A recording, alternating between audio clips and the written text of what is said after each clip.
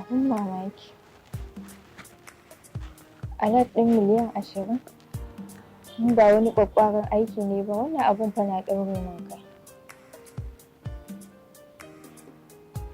Da walakin gora a miya gaskiya ba haka banza ba. Miliyan 50 garzali. Sabija. Lallai. Ni ma haka na ganta a cikin asusun ajiyata, kamar yadda kika ga naki miliyan 20.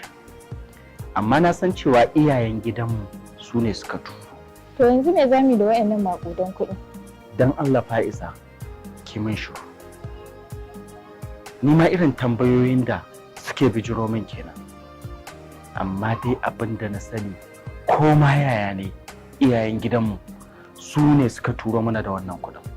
Idan ma da wani dalili to daga baya za mu sani ai. Kuɗin da sun wuce tunani, sun wuce misali. Ya ina maka magana mai mahimmanci ka tashi ka bani waje. Ba kanmu kaɗai za ta tsaya ba. In ta wari ko mai mamaji.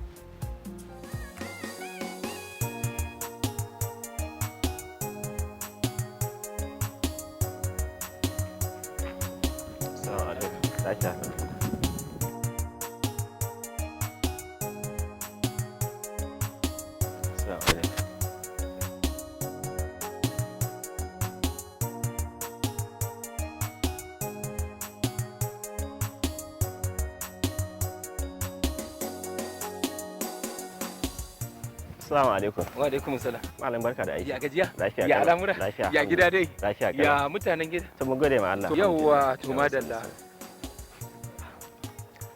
Jama'a assalamu alaikum. Sunana Ali Misbahu. Dan jarida mai aiki a wannan shahararriyar jaridar taku wadda take yada shirye-shiryenta a yanar sadarwa ta gizo-gizo, wato hantsi. Alkawatan malam, zan so in san sunanka. Ni sunana Audu Kodo, shahararren manomi daga nan garin Dausayi. So malam Abdu Kodo, zan so in san wani irin ci gaba ne wannan gari naku na Dausayi ya samu a gwamnatocin da suka gabata. To wani ci gaba aka samu a gwamnatocin da suka gabata daga baya? Ai ba wani ci gaba, sai dai bakar wahala. Ai sai bakar wuya muka sha.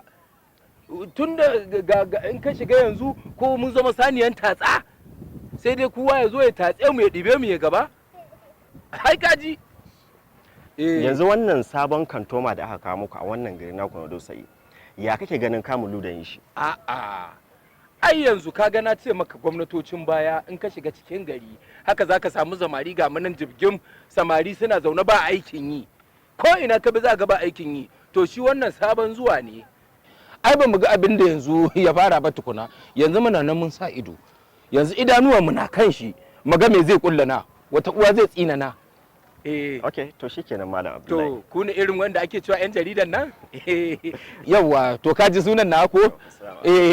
Yawwa, madalla. Masu saurare a ci gaba da bibiyar mu a shafinmu na intanet a cikin wannan shirin namu na daga karkara daga nan garin Dausayi.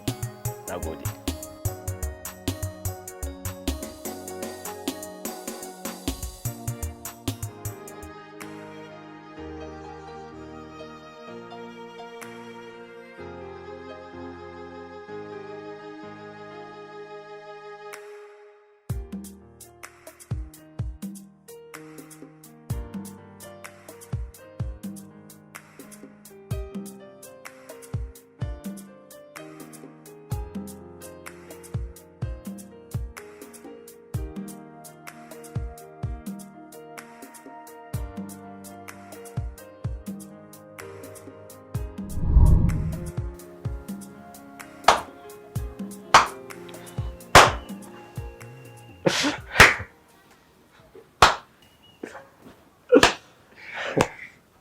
Mutumina. Ya akai ne, mutumina na ga ka shigo da tafi da murnaka. Kai, wato na ga rubutun da kai akan batakalar cin hanci a wannan gwamnati. Kai, gaskiya mutumina ka yi ƙoƙari. Haba abokina, ka san wata nawa na ɗauka ina bincike, in shiga nan in fita nan, in shiga nan in fita nan, har na iya samar da wannan abun da kaga na ɗaura? Wato mutumina, ga dukkan alamu na ka dage sai ka zama investigative journalist. Wato ba? Abokina kenan. Ai da ma ka bibi adadin mutanen da suka bibiyi wannan rubutun da dai, da ka gani sama da mutum miliyan 1 a cikin awa 1 tak suka yi like. Dubaben mutane suka karanta, mutum sama da miliyan 1 suka yi liking. Kwarai suka bibiyi wannan rubutun. Haba, ai na ga ana ta fafatawa. Ana ta fafatawa tsakanin 'yan adawa da wanda suke kan mulki. Haka aikinmu yake su. Wato matukar mutum zai natsu ya yi shi ya ba da lokacinsa, to ai sama da wannan natijar da na samu zai iya samu. Wannan gaskiya ne. Can mutumina, da wani sabon labari ka zo min da shi ne? Kai ka san ka gani ka ga labari. Hello sir. Yes sir. Ko mana masu jaridan nan ta internet. Okay sir. Wato hatsi. Yes sir. Da marubutanta a ɗau mataki a kansu. Okay sir. Kada ka manta da tsarin. Okay sir. Akwai plan A. Akwai plan B. Okay. Musamman flying. Okay, ba damuwa. Plan A a kansu. An gama, ba damuwa. Okay sir. Sai in ya gagara ne. Okay. Za a je plan B. An gama sir, ba damuwa sir.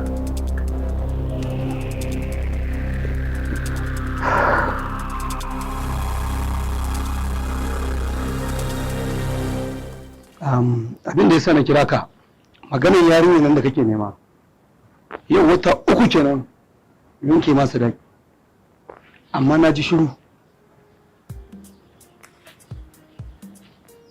Ina magana da kai na ji shiru ne, na ji kayi shiru. Dole na yi shiru baba, saboda na kaɗa, na raya, na buga, na shiga duk gunda ya kamata na shiga domin in iya samu wani abu ba in kawo a kai musu, amma bai samu ba.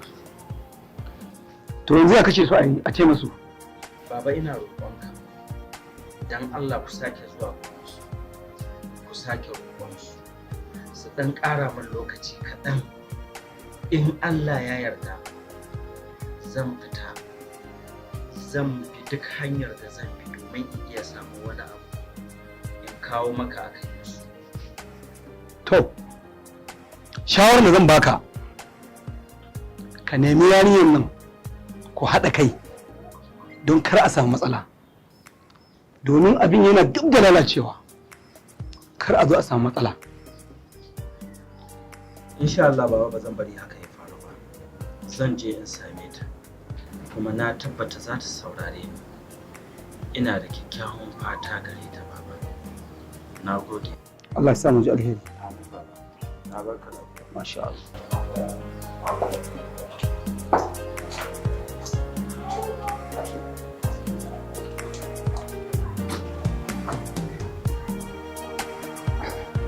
Ya aka yi ne?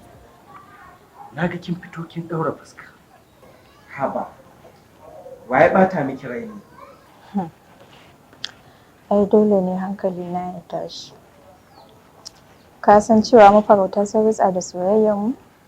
To kai gaggawan ceto ta a cikin nan da sati ɗaya.